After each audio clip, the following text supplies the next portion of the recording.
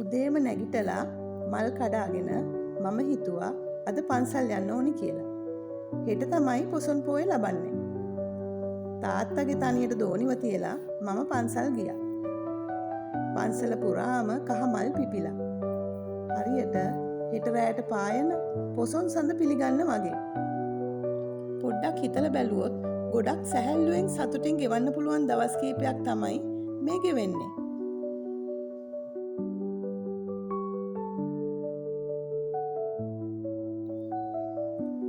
මල් සුවඳෙන් ආරම්භ වුණ මේ පින් ගමන හිත නිවී සැනසෙනවා. පිපුණු මල් වගේ මගේ සිතත් පිරිසිදු වෙලා සතුට ඉතිරෙනවා. පහන් එළිය හඳුන් කූරු සුවඳත් එක්ක මිශ්‍ර වෙලා සිත නිවෙනවා.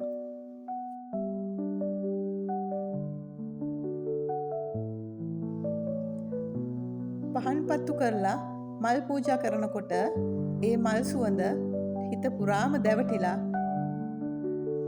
සංසුන් බවක් ගෙන එනවා.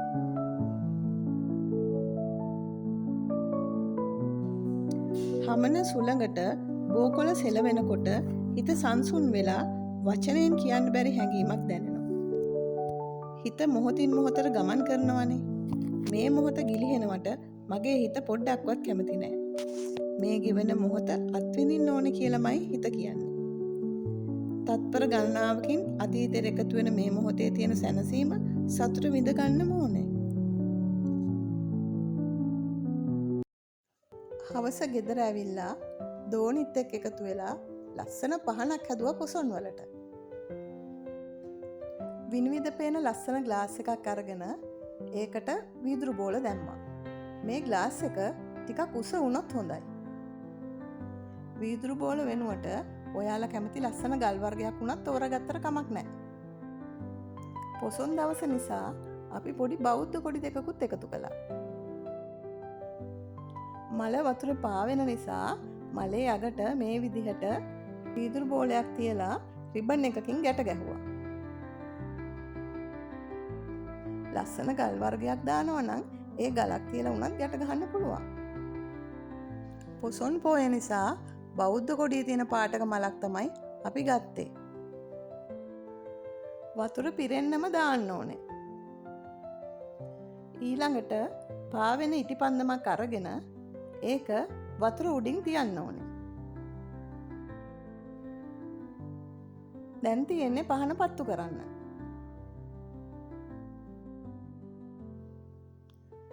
බෞද්ධ කොඩි දෙක අයින් කළා කැමති පාටක මලක් දාලා මේක රාත්‍රී උත්සව අවස්ථාවකටත් ගන්න පුළුවන්.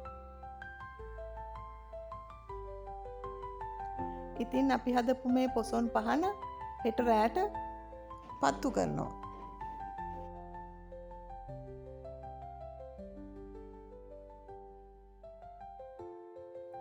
ඉතින් ඔයාලා මේ පහන ලස්සනයිද කියලා කමෙන්ට් එකක් දාන්නකෝ.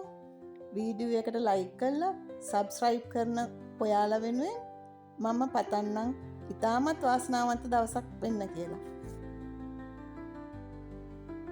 පොසොන් දවසේ උදේ තාත්තයි දෝනී එක්ක මම අද එල්ලන්න කූඩු ලෑස්ති කරන්න පටන් ගත්තා.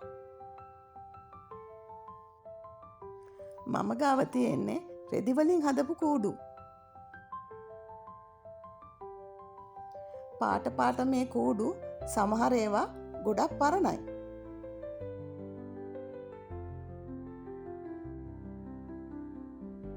ඔයාලට කියන්න පුළුවන්ද මේ කූඩුව අවුරුදු 18ක් විතර පරණයි කියලා? මේකට බල්බ් එක දැම්මට පස්සේ ගොඩක් ලස්සනයි. වෙසක් උත්සවයයි පොසොන් උත්සවයයි ඉවරුණාට පස්සේ මම මේවා හොඳට වේලලා පරිස්සමට අරන් තියනවා. ඒක නිසා තමයි මෙච්චර කාලයක් මේවා තියාගන්න පුළුවන් උනේ. අද උදේම දන්සැලකින් කෙනෙක් සව් බෝතලයක් ගෙනත් දුන්නා. තාත්තා වයසයිනේ. තාත්තටයි ඒ ගෙනාවේ. අහස කළු කරලා මහ හයියෙන් හුලං හමනවා. තව ටිකකින් ලොකු ඇස්සක් වහින්න වගේ එන්නේ.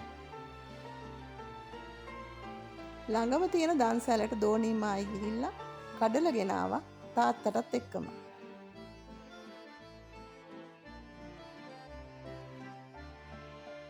අපි හදපු පොසොන් පහන ගොඩක් ලස්සනට පත්තු වෙනවා. ගෙදර හැමෝම ඒ ගැන සතුටු වුණා.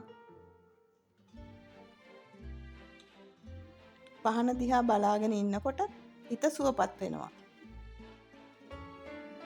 සැපවත් පරිසරයකට වඩා සුවපත් මානසිකත්වයක් තමයි ගොඩක්ම අවශ්‍ය වෙන්නේ. අපි හැමෝටම ඒ මානසිකත්වය හදාගන්න පුළුවන්. මොකද දන්නවද? අපේ මනසේ සැබෑ අයිතිකරු අපිම නිසා. සතුට සොයාගත යුත්තේ අප තුලින්ම මිසක් බාහිර පුද්ගලයන් තුලින් නෙවෙයි. පුංචිම පුංචි දෙයකින් වුණත් සතුටක් ලබන්න පුළුවන්. ඒක තමයි ලෝකේ ස්වභාවය. එහෙම හිතනකොට ජීවත් වෙන්න ගොඩක් පහසුයි.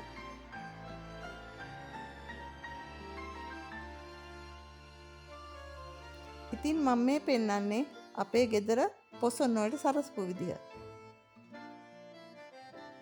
තවත් දවසක හම්බ වෙනකල් සතුටින් පරිස්සමෙන් ඉන්න හොඳේ. බයි.